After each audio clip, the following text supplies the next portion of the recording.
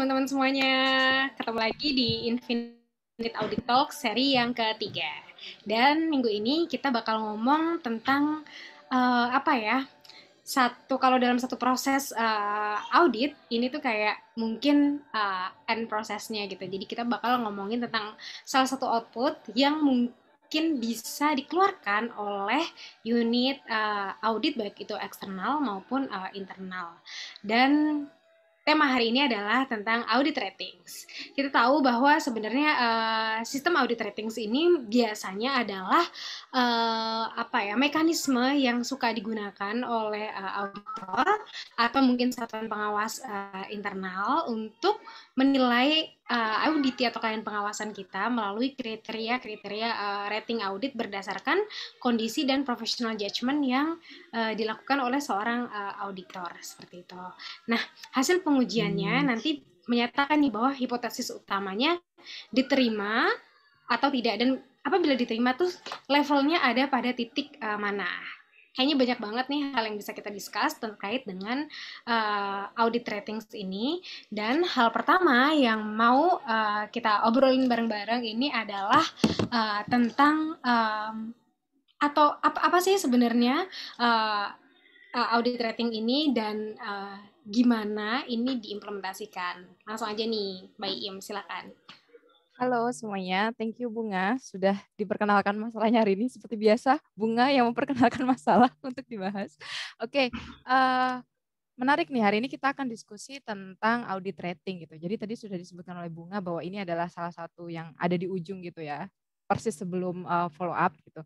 Jadi di akhir proses audit, ketika kita menulis audit report, maka kita akan biasanya ada beberapa organisasi yang menggunakan sistem audit rating gitu ya. Jadi tadi juga udah disebutkan sama Bunga bahwa kita tuh memberikan penilaian kepada auditi kita, tapi bentuknya adalah grading gitu ya.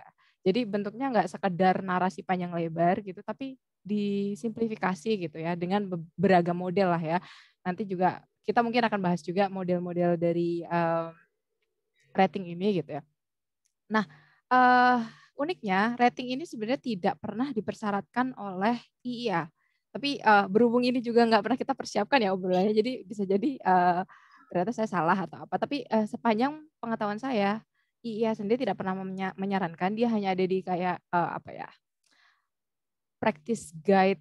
Jadi kayak disarankan gitu ya. Ataupun kalau menerapkan ini ada IIA panduannya, tapi sebenarnya dia tidak ada di standar gitu ya. Tapi menariknya ada beberapa organisasi yang menerapkan gitu, meskipun tidak dipersyaratkan dalam standar. Nah, untuk menerapkan ini biasanya seorang chief audit eksekutif gitu ya akan membahas dengan board dan senior manajemen gitu ya. Perlu nggak sih atau bagaimana sih mekanisme pelaporan yang kalian harapkan? Apakah perlu menggunakan rating atau ternyata tidak perlu gitu ya. Jadi di sini karena dia tidak mandatory, ada obrolan tentunya dari seorang CAE gitu ya, dan manajemen dan board juga gitu.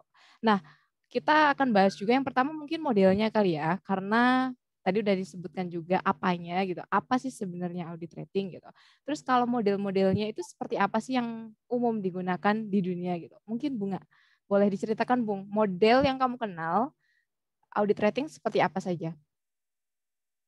Ya, ya ini cukup menarik ya karena sebetulnya benar-benar diverse banget nih. Kita tahu bahwa bahkan sebenarnya sekedar audit rating ini aja tuh bukan satu-satunya, bukan the one and only cara pemberian opini atau kesimpulan hasil audit oleh auditor intern gitu khususnya ya.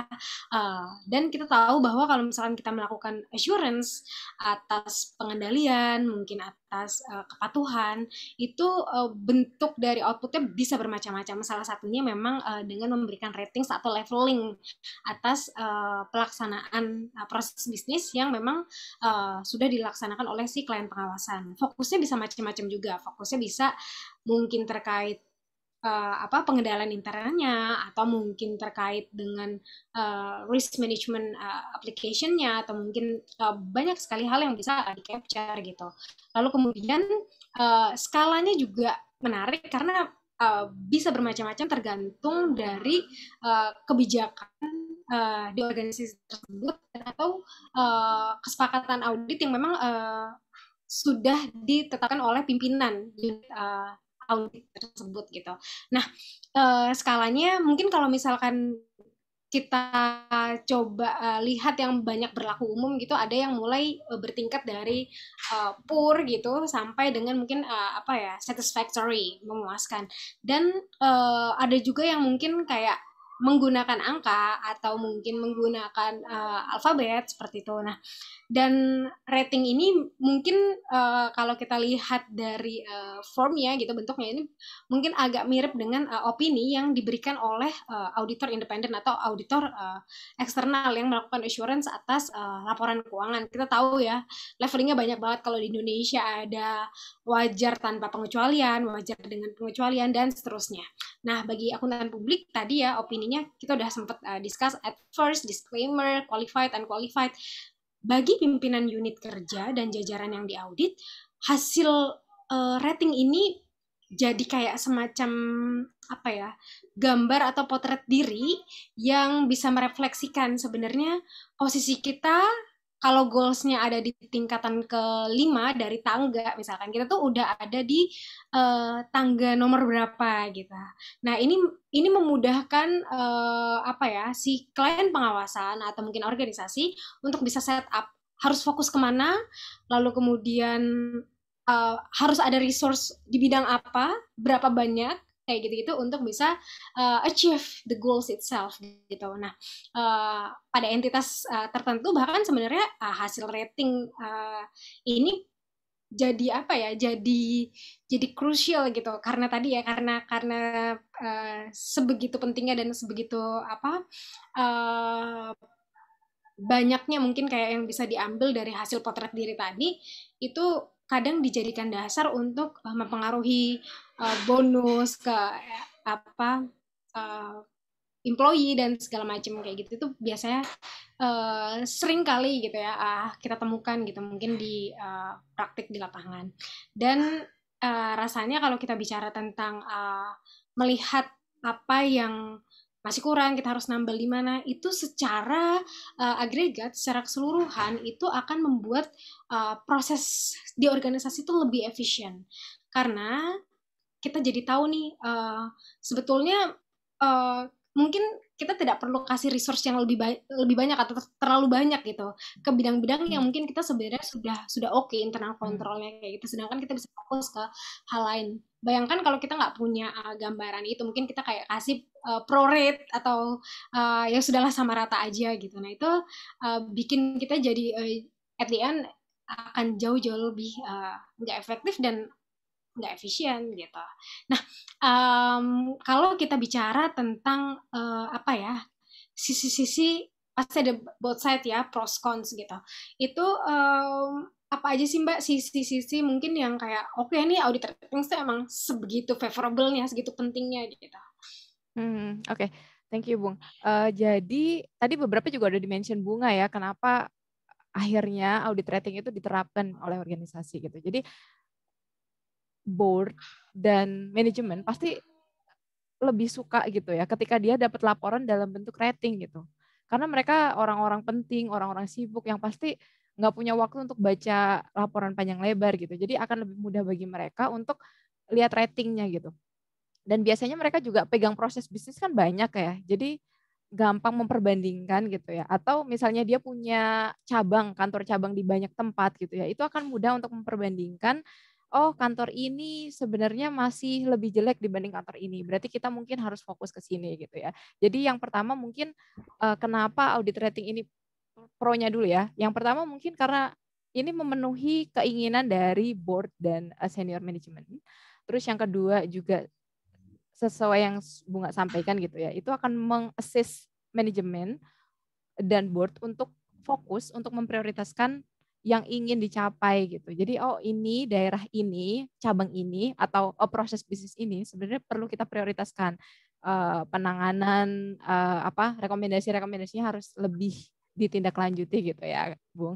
Jadi itu menentukan prioritas, terus dengan adanya level prioritas itu resolusinya juga akan lebih cepat gitu. Penyelesaian dari masalahnya akan lebih cepat karena resource kita akan ditaruh di situ gitu untuk menangani hal tersebut kan. Nah, jadi ketiga itu. Yang keempat mungkin sisi comparable-nya gitu. Jadi kita jadi bisa memperbandingkan kinerja orang gitu ya. Oh, kantor sana dengan kantor ini bagaimana sih perbandingannya, atau proses bisnis ini atau departemen ini dengan departemen lain atau proses bisnis lain gimana gitu. Dan yang terakhir kelima mungkin saya pikir lebih gampang diingat gitu ya. Jadi buat para pengambil keputusan gitu ya, mereka ketika mau melakukan sesuatu, mereka lebih ingat gitu. Oh, ini yang harus difokuskan sama kita. Oh, daerah ini yang seharusnya kita taruh resource lebih misalnya seperti itu. Atau penanganan rekomendasinya atau hal-hal lainnya, pokoknya kita bisa lebih fokus ke suatu tempat atau suatu daerah atau suatu proses bisnis itu tergantung dari ratingnya gitu. Jadi itu benar-benar sangat memudahkan ya menurut saya buat seorang board maupun senior management gitu. Nah, tapi kalau Bunga gimana? Setuju nggak Bung? Apa sih sebenarnya urgensi dari kita pakai audit rating ini? Ya, tadi aku sih maksudnya absolutely agree banget ya tentang beberapa penjabaran terkait dengan kenapa sih kita perlu punya audit ratings. Kalau aku sendiri melihat ini dari dua sisi mungkin ya. Pertama dari sudut pandang klien pengawasan, lalu kemudian kita yang kedua pakai kacamata sebagai auditor. Sebagai sebagai klien pengawasan, of course dinilai atas kerja keras yang udah kita lakukan tuh mungkin menjadi satu hal yang kadang aduh, kok ini gue dikoreksi-koreksi aja nih, atau kayak gue dinilai aja, padahal mungkin kayak belum tentu nilainya bagus juga gitu, bisa jadi kayak masih ada kurang di sana dan sini. Cuma terus dari sisi si klien pengawasan ini lebih kepada ini bisa menjadi nilai jual sih sebenarnya buat si klien pengawasan ke stakeholder yang nanti akan pakai jasanya dia gitu, atau mungkin kayak ke stakeholder yang mungkin nanti bakalan rely on output yang dia berikan gitu kalau misalkan di satu proses bisnis yang public sector. Bicara tentang bagaimana mereka bisa satisfy gitu atas hasil-hasil yang diberikan, sebetulnya adalah credit ratings atau audit ratings ya, kalau kita fokus di sini tuh itu bisa menjadi satu hal yang nih saya ada di posisi ini, silakan bisa di compare dengan company lain dengan industri sejenis. Kita mungkin kayak ngerasa jauh-jauh lebih aman, dan mungkin kayak kita ngerasa jauh-jauh lebih oke dari sisi pengendalian, dari sisi penerapan risk management atau mungkin hal-hal lainnya, karena kita ada di level ini untuk penerapan hal A misalkan ya gitu. Itu menurutku jadi satu hal yang oke gitu. Lalu kemudian dari sisi auditornya, aku sendiri melihat bahwa auditor tuh juga jadi bisa memetakan, apalagi kalau kita bicara tentang internal audit. Klien pengawasan kita ini adalah klien pengawasan jangka panjang atau bahkan selamanya gitu, kalau kita bicara organisasi ini akan going concern, asumsi tadi selamanya itu ya, mungkin kayak sampai dengan years plus sekian tidak terbatas gitu. Nah, kita jadi bisa memetakan sebetulnya effort di unit audit sendiri kan juga pasti perlu untuk dibagi-bagi ya, karena resource-nya juga terbatas. Nah, mereka harus fokus kemana dan di mana itu nanti perlunya mungkin kayak auditnya atau pengawasannya dititik beratkan pada hal apa. Itu tuh menurutku kayak jadi memperkuat tatanan sistem risk based auditnya itu jadi lebih dapat. Karena apa? Karena memang kita sudah melakukan penilaian, kita sudah melakukan pemetaan dan leveling atas masing-masing klien pengawasan yang kita miliki gitu. Nah, itu pada si internal audit untuk membagi resource yang ada untuk bisa nih dalam melakukan fokus pengendaliannya itu kemudian di kantor mana. Itu menurutku jadi satu gitu untuk auditor juga bisa pakai yang namanya audit ratings ini. Nah, tadi kita pengen kayak switch ke cons-nya nih Mbak. Kira-kira kalau kita sebagai unit audit gitu mengeluarkan uh, audit ratings itu tuh ada nggak sih sisi-sisi cons yang mungkin yang bisa terjadi atau bisa dialami gitu? Oke, thank you, Bung. Jadi, while banyak yang mendukung ya penerapan audit rating, sebenarnya resistensi terhadap penerapan audit rating ini, kalau dari yang saya lihat justru lebih besar gitu. Dari real life experience sendiri juga saya melihat bahwa orang-orang cenderung tidak tidak suka ketika audit rating itu diterapkan. Nah, beberapa alasannya mungkin yang pertama, sementara board dan manajemen mungkin sangat menyukai ya ketika ada audit rating, proses business owner gitu ya, mereka yang menjalankan itu bakal sebel gitu ya, karena ada proses mengeneralisasi dan proses oversimplifikasi terhadap hasil dari audit itu sendiri gitu. Jadi dengan laporan yang oversimplified dan oversimplified itu, kita pembaca akan jadi apa ya, bisa terbiaskan pikirannya, misalnya board atau manajemen gitu, nanti akan berpikir apa ya, ternyata dia misalnya nih, ternyata dia kurang bagus gitu ya, kurang efektif. Tapi kan karena dia cuma baca itu doang, dia nggak going deeper gitu ya. Jadinya dia terdistract dari prestasi-prestasi yang sebenarnya sudah dilakukan gitu oleh proses business owner gitu. Yang kedua juga, bahkan dari sisi auditornya ada sisi apa ya, ada penolakan karena judgement yang diperlukan untuk menghasilkan audit rating gitu ya, untuk menghasilkan rating dari sebuah proses bisnis atau sebuah eh, apa yang diaudit itu ternyata berat juga gitu. Di dunia nyata audit itu kan kompleks ya, terus mereka harus sangat intens involvement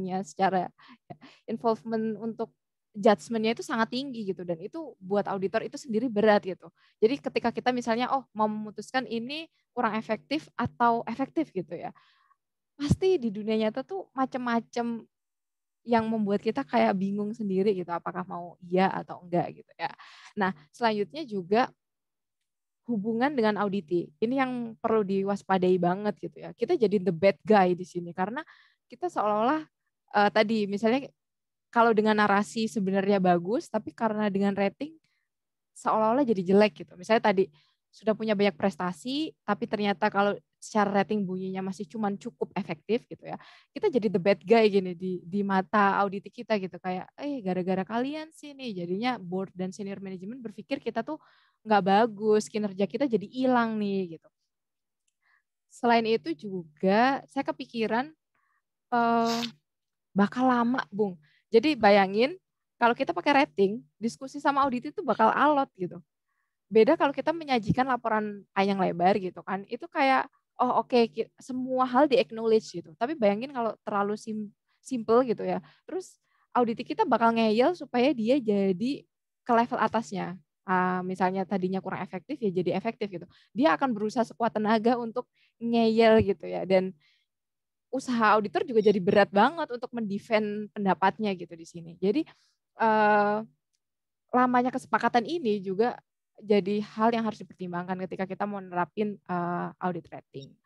Nah, yang terakhir, ya ngapain gitu loh, nggak dipersyaratkan di standar kok gitu, nggak mandatory, ngapain gitu, kita menyusahkan dengan sekian banyak resistensi yang ada gitu, ya kenapa kita harus menyusahkan gitu. Nah, itu jadi mungkin yang saya pikir adalah hal-hal yang membuat ada resistensi terhadap audit rating ini. Nah, jadi kepikiran nih, kita kan tadi udah ngomongin negatif-negatifnya nih. Kita mau tahu poin plusnya. Kalau poin plus dari penerapan audit rating ini supaya balance ya, Bung, supaya kita nggak kayak tidak berpihak pada audit rating gitu. Nah, poin plusnya buat baik auditor maupun auditi dari pemberian audit rating ini apa ya, Bung? Menurut Bunga? Oke, sebetulnya apa ya, tergantung kita pakai sudut pandang apa ya. Mungkin ini kayak bakal serupa atau mirip dengan case-nya credit ratings. Ini bisa kayak for some organization, for some companies itu tuh bisa jadi satu yang favorable banget, ningkatin value-nya dia bisa jadi apa ya berlipat-lipat dari yang sebenarnya, atau bahkan mungkin kita jadi beberapa tuh underrated gitu ya. Jadi kayak menurun yang mungkin bisa jadi kayak kurang dari yang sebenarnya, bahkan berlipat-lipat juga, bisa setengahnya atau mungkin seperempatnya dan segala macam. Dan itu menjadi satu hal yang menarik karena apa ya, kalau kita bicara tentang transaksi ekonomi, bukan cuma di sisi nasional ya, di dunia gitu, itu orang kan agak sulit untuk bisa melakukan perbandingan company A dan company B, even buat mereka yang ada di satu industri yang sama. Apalagi kalau industrinya lintas industri atau bahkan industri yang hampir sama tapi nggak benar-benar sama, kayak gitu tuh jadi semakin kompleks gitu. Nah, um, sebenarnya ratings ini tuh memang benar tadi ya, keywordsnya adalah simplify dan kemudian coba menaruh entitas ada pada box-box yang kita anggap sesuai berdasarkan kriteria-kriteria yang disusun gitu. Nah, hal ini memudahkan sekali stakeholders mungkin kayak misalkan kalau kita bicara credit ratings gitu ya, calon-calon investor yang bakal mau invest dan bahkan sebenarnya apa ya, prestigious banget gitu kalau kita bicara tentang lembaga pemeringkat. Kita tahu ada Moody's, S&P gitu-gitu, dan apa ya, bisa kebayang nggak sih seluruh orang di seluruh dunia yang mau invest something gitu ke company itu kayak patokannya adalah Moody's, patokannya adalah S&P, atau patokannya adalah lembaga-lembaga pemeringkat yang memang sudah punya kepercayaan publik. Tapi melihat efeknya tuh jadi jauh lebih oke in agregat, karena bisa dibayangkan bagaimana mungkin seorang investor, baik itu bentuknya company, organisasi maupun individu, itu bisa memastikan uang yang dia simpan itu tuh uh, relatif aman, atau memang jika memang tidak pasti kan ada keabsolutan aman dan keabsolutan tidak aman. Pasti semua tuh ada apa ya? Ada pada dimensi-dimensi di antara keduanya yang levelnya berbeda-beda. Bisa jadi uh, relatif lebih aman, relatif lebih tidak aman. Tapi kan dimensinya banyak banget. Nah, bagaimana ini tuh bisa kayak mempermudah mereka untuk nggak masukkan apa ya, investasi yang mereka miliki ke junk investment gitu, ke investasi-investasi company yang mau mereka masukkan, yang memang mungkin kayak mungkin nggak akan bisa kasih apapun di kemudian hari, atau mungkin kayak ini tuh sebenarnya sudah tidak sehat gitu organisasinya kayak gitu. Nah, itu apa ya, itu mungkin kayak dari apa ya, dari dua sudut pandangnya gitu. Dan kalau misalkan kita lihat lagi sebetulnya untuk perusahaan-perusahaan itu kita mengejar bahwa uh, maksudnya dan going concern itu tuh didapat tidak dengan serta merta, melainkan dengan kepercayaan publik yang memang besar, kepercayaan stakeholders yang memang besar, yang apa ya, sustainability dari proses bisnis yang memang dilaksanakan oleh si company tersebut gitu. Itu in the long run itu juga kayak bisa jadi satu hal yang mungkin apa ya, bisa bisa bisa baik gitu. Apalagi mungkin kalau kita lihat hasil dari audit ratings ini, atau kalau tadi disandingkannya dengan credit ratings ini jadi satu dots-dots gitu di dalam satu kotak, itu kita bisa melihat perkembangan organisasi sebetulnya. Kayak misalkan tahun 2015 kita ada di triple B plus misalkan, lalu kemudian 2 tahun setelahnya jadi triple B minus gitu, atau mungkin kayak jadi apa si triple C plus. Nah, itu kan kayak oh ini berarti kita tuh bergerak maju atau bergerak mundur, karena akan sangat sulit kita yang berada di dalam organisasi merasakan hal tersebut, karena kita tahunya kita running terus, kita tahunya kita bergerak terus, tapi kita nggak tahu sebenarnya kita kayak running up or running down. Biasanya indikator yang digunakan hanya sekedar kayak profit misalkan, kalau buat mereka yang ada di sektor swasta, atau mungkin beberapa indikator-indikator yang memang cukup sering dimanfaatkan, ROA, ROI, dan segala macamnya. Tapi kalau kita bicara tentang pemeringkatan, pasti indikatornya jadi banyak banget. Lalu kemudian indikator-indikator tersebut diformulasikan menjadi satu nilai tersendiri, menjadi satu output tersendiri yang dinamakan ratings itu. Nah, itu jadi mempermudah sebetulnya apa ya, satu organisasi ini, satu entitas ini yang kita bisa lihat dari banyak banget sudut pandang tata kelolanya, sudut pandang profitnya, mungkin dari sudut pandang kalau apa kayak public sector ya mungkin sudut pandang penerimaan publiknya dan segala macam. Itu kalau misalkan dikemas jadi satu tuh intinya gimana nih? Bagus apa enggak nih? Cantik apa enggak nih? Oke apa enggak nih? Kayak gitu. Itu itu menurutku jadi satu hal yang apa ya? Memudahkan baik si organisasi yang disematkan ratingnya di dirinya atau bahkan buat stakeholders atau mungkin customers mereka itu gitu sih. Nah tadi kita kayak udah cukup banyak mengulik pros cons dan mungkin kayak keterkaitannya dengan any kinds of ratings. uh, Sebenarnya aku juga pengen kayak make it deeper nih, apa sih sebenarnya hal-hal apa ya krusial yang memang dijadikan tujuan organisasi itu tuh perlu audit ratings gitu. Apakah ini tuh bisa bikin organisasi lebih efektif misalkan? Apabila iya, gimana gitu? How to make it effective? Gimana caranya gitu dengan tools si audit ratings ini? Oke, thank you, menarik banget nih pertanyaannya. Bagaimana membuat efektif? Jadi kan udah ada pro dan udah ada kontra gitu ya. Tentu kalaupun organisasi menerapkan, tentu harus ada hal-hal yang dipertimbangkan lebih lanjut gitu ya, supaya ini efektif, nggak sekedar kayak jadi tadi resistensinya jadi besar banget gitu. Karena ya untuk membuat efektif, untuk membuat sebuah audit rating yang efektif, kita tuh harus mempertimbangkan banyak hal. Yang pertama mungkin menurut saya ke apa ya, tingkat kedewasaan atau maturitas dari organisasinya gitu. Ketika organisasinya udah punya pengendalian internal yang baik, terus dia juga punya pengendalian resiko yang baik gitu. Saya rasa organisasi itu lebih pas untuk nerapin audit rating gitu. Karena apa ya, nggak ada lagi suara-suara sumbang gitu ya yang tidak efektif misalnya seperti itu.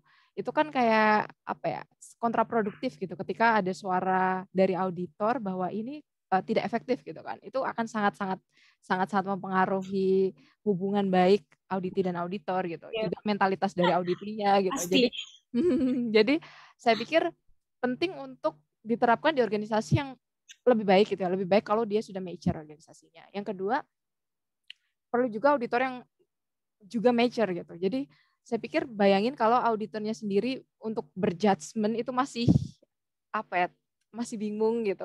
Itu akan sangat sulit untuk bisa ngasih rating gitu. Sedangkan rating itu tadi saya bilang kompleks, dia di dunia nyata multidimensional, jadi nggak akan segampang itu untuk ngasih rating gitu. Nah, disitulah kita butuh seorang auditor yang mature gitu untuk bisa ngasih judgment yang pas supaya pendapatnya itu bisa dipertahankan gitu. Nggak sekedar kayak ayo udahlah kita kasih rating tertentu gitu tanpa apa ya pertimbangan yang memadai gitu. Nah, yang ketiga juga penting nih pemahaman stakeholder bahwa rating itu jangan dibaca sebatas rating gitu, tau gak sih? Sebatas narasi itu doang. Misalnya warna hijau, warna merah atau A, B, C, D, E, F atau apa ya tadi kurang efektif, tidak efektif, cukup efektif gitu. Nah itu juga jangan dibaca semata-mata itu, tapi kayak coba apa sih key points yang juga mau disampaikan oleh auditor itu pemahaman dari stakeholder untuk mau gitu ya, memahami lebih lanjut itu juga penting sih. Jadi tidak melihat itu semata-mata sebagai satu-satunya informasi yang ingin disampaikan auditor gitu. Itu penting.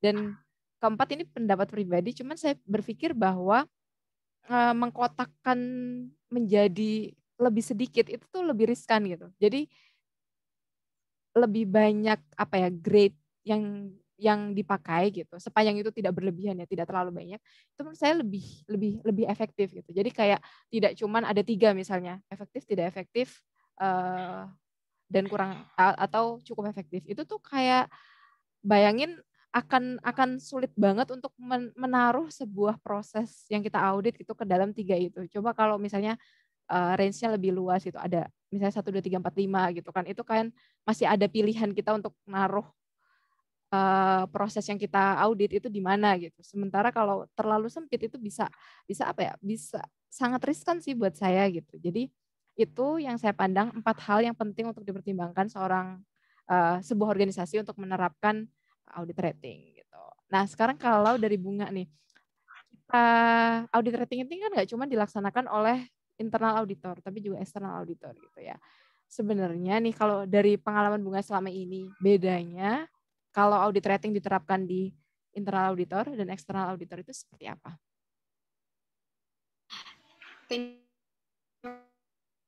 Emang ya, pasti kan yang memberikan ratings tuh tadi ya bisa organisasi internal audit maupun eksternal.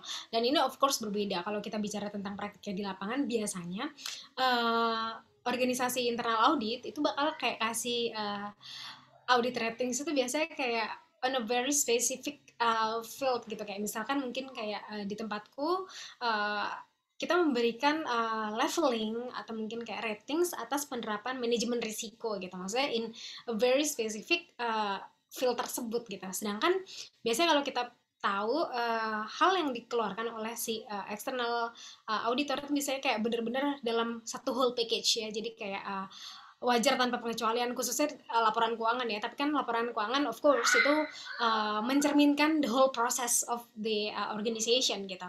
Jadi biasanya sudut pandang yang digunakan itu tuh jauh lebih besar dalam satu foto yang sama gitu. Sedangkan si internal biasanya kayak dia mengcapture dengan lebih dalam gitu ya, maksudnya untuk satu siklus yang mungkin lebih kecil, lebih pendek dan lebih spesifik gitu mungkin.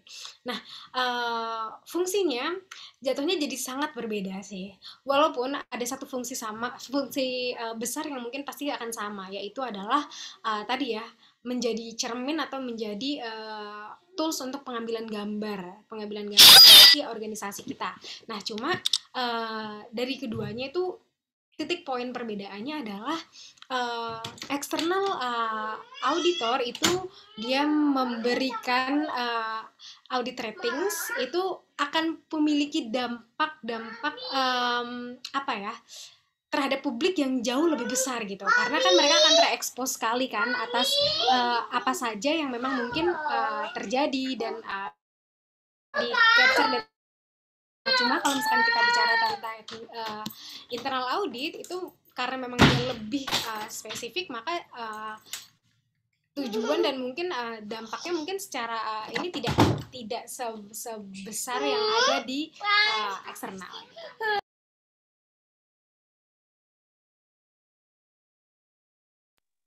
Oke, Bunga, menarik banget nih. Jadi tadi udah dijelasin tentang bedanya kalau eksternal dan internal gitu ya. Saya jadi kepikiran bahwa real life saya. Jadi tadi kan Bunga udah bercerita tentang real life-nya Bunga gitu, ngadepin audit rating, melihat audit rating baik di internal maupun eksternal. Nah, saya jadi kepikiran kalau real life experience saya itu saya belum pernah nemuin situasi di mana organisasi itu pro terhadap audit rating gitu. Jadi selama ini saya selalu ngelihat organisasi itu perdebatan-perdebatan yang saya ikuti gitu selama ini lebih cenderung untuk resisten terhadap penerapan audit rating ini dengan segala macam alasannya lah ya. Ya tadi saya bilang bahwa dari sisi auditornya mungkin jadi lebih berat, judgement yang harus involvement dari judgement itu jadi lebih berat gitu. Atau mungkin ketakutan bahwa semuanya akan bermain di zona aman gitu. Jadi udah deh, nggak berani juga kan ngasih pendapat tidak efektif, nggak berani juga ngasih pendapat efektif. Nanti takutnya terjadi apa-apa loh. Katanya tadi udah efektif gitu. Jadi ketakutan yang biasa terjadi di dunia nyata adalah berdiri di tengah-tengah. Auditor jadi nggak berani ngambil resiko gitu ya. Ya udahlah, kita taruh aja di tengah-tengah aja. Jadi kayak semua hasil audit kita adalah cukup efektif gitu. Itu kan malah jadi kontraproduktif juga terhadap proses audit itu sendiri gitu kan. Karena tujuan audit itu kan mengevaluasi terus memberikan tadi Bunga sampaikan cermin buat board, buat senior management bahwa ini loh proses kalian tuh seperti ini gitu. Bayangin kalau semuanya tuh bunyinya sama di level tengah-tengah gitu. Jadi real life saya berkata bahwa audit rating ini lebih banyak resistensinya daripada orang-orang yang mendukung penerapannya. Sekalipun ya tadi udah disebutkan juga di awal, pro-nya tuh juga banyak gitu. Hal yang membuat audit rating itu worth it untuk diterapkan juga banyak, tapi ternyata di dunia nyata itu tidak apa ya, sediterima itu gitu. Nah, mungkin udah kita udah cerita juga soal real life experience, kita jadi tadi udah cerita macam-macam juga gitu. Mungkin terakhir kita akan conclusion gitu. Kita dari obrolan kita pertama tadi, apa sih kesimpulan kita mengenai audit rating ini? Mungkin Bunga dulu bisa share apa sih konklusinya terhadap obrolan kita hari ini. Iya, makasih banyak Mbak Iim. Tadi kayaknya kita coba untuk capture si audit ratings ini dari types-nya ya sebenarnya yang dikeluarkan oleh si internal maupun eksternal auditor. Dan kita juga coba lihat dari pros cons-nya. Sebetulnya apa ya? Aku sendiri melihat bahwa seperti tadi di awal disampaikan, of course si ratings ini adalah bukan the one and only outputs yang bisa disampaikan oleh lembaga audit internal maupun eksternal. Nah, cuma aku sih melihat memang tadi ada dua sudut pandang. Apabila kita memberikan satu leveling atau mungkin satu pengelasan gitu ya terhadap organisasi, ini bisa jadi ini membantu mereka tahu untuk mereka itu ada di sisi mana sebenarnya, ada di titik mana sebenarnya, ada di anak tangga nomor berapa sebetulnya. Nah, cuma di sisi lain bisa jadi dimensinya itu tuh jauh lebih luas gitu loh. Kalau misalkan kita terjebak pada mungkin pengelasan audit yang terbatas sedikit gitu, biasanya akan jauh lebih apa ya, sulit untuk menggambarkan kondisi dan juga membandingkan dengan organisasi-organisasi sejenis gitu di industri yang sama. Nah, hal ini tentu karena setiap apa ya organisasi itu punya ini ya punya karakteristik yang berbeda, lalu kemudian penerapan dari proses bisnis yang juga fokusnya berbeda, strateginya berbeda, dan pasti ada diferensiasi yang memang mau nggak mau bisa jadi dia berbeda tapi dimasukkan dalam satu kotak yang sama. Anggaplah sebenarnya kalau dijadiin nilai nih biar gampang kita membandingkannya, yang satu ini punya nilai 79, yang satu 65, tapi karena mungkin range-nya masih di titik yang sama bisa jadi tuh mereka ada di dalam satu kelas yang sama padahal kan sebetulnya tidak seperti itu. Nah, ini akhirnya nanti akan menciptakan unit-unit tertentu yang mungkin kayak overrated dan juga underrated gitu karena publik menerima dia sebagai satu the whole picture yang satu yang seolah-olah sama seperti itu. Nah, itu menjadi apa ya? Menjadi challenge tertentu yang memang mungkin uh, bisa nih kita kayak diskusikan dan menarik bahkan untuk diperdalam kayak gitu. Nah, mungkin kalau dari Mbak Im silakan kalau ada one or two sentences buat close. Oke, thank you Bung. Oke, jadi tadi sepertinya kesimpulannya udah disampaikan semua sih sama Bunga. Saya cuma mau meng-highlight bahwa tadi saya mau mengulangi bahwa kalau organisasi yang tetap mau menerapkan audit rating, itu menurut saya penting banget untuk mempertimbangkan maturitas organisasinya, maturitas auditornya sendiri juga gitu. Dan penting untuk stakeholder paham sih. Stakeholder harus paham bahwa audit rating ini bukan satu-satunya yang harus dibaca gitu. Bukan satu-satunya cermin apa ya? Ini tuh kayak apa ya? Simplifikasi dari cermin itu, tapi bukan apa ya? Satu-satunya yang dibaca tuh nggak cukup kalau cuma itu doang gitu. Jadi kayak identifikasi juga key points apa yang disampaikan oleh auditor gitu ya. Dan itu juga harus dibaca gitu. Jangan sekedar karena udah ada audit rating terus terima udahlah audit rating ini aja sebagai keseluruhan, gambaran keseluruhan dari apa yang ingin dilaporkan auditor. Sepertinya udah sih cukup gitu saja. Terima kasih Bunga sudah ngobrol untuk Infinite Audit siang ini.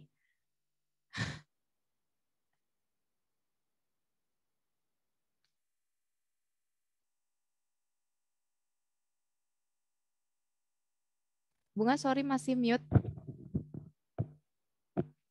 Oh ya, ini untuk teman-teman mungkin buat next week, kalau teman-teman punya satu suggestion atau mungkin advice buat kita bisa bahas bareng-bareng, bisa taruh di kolom komentar atau bisa by direct message ke kita nanti. Mudah-mudahan bisa kita akomodir untuk bisa diobrolin bareng di Infinite Talks seri keempat. Terima kasih banyak. Terima kasih banyak. Sampai bertemu di episode selanjutnya. Dadah. Ah. Give you loves. Finger. Dadah. Thank you.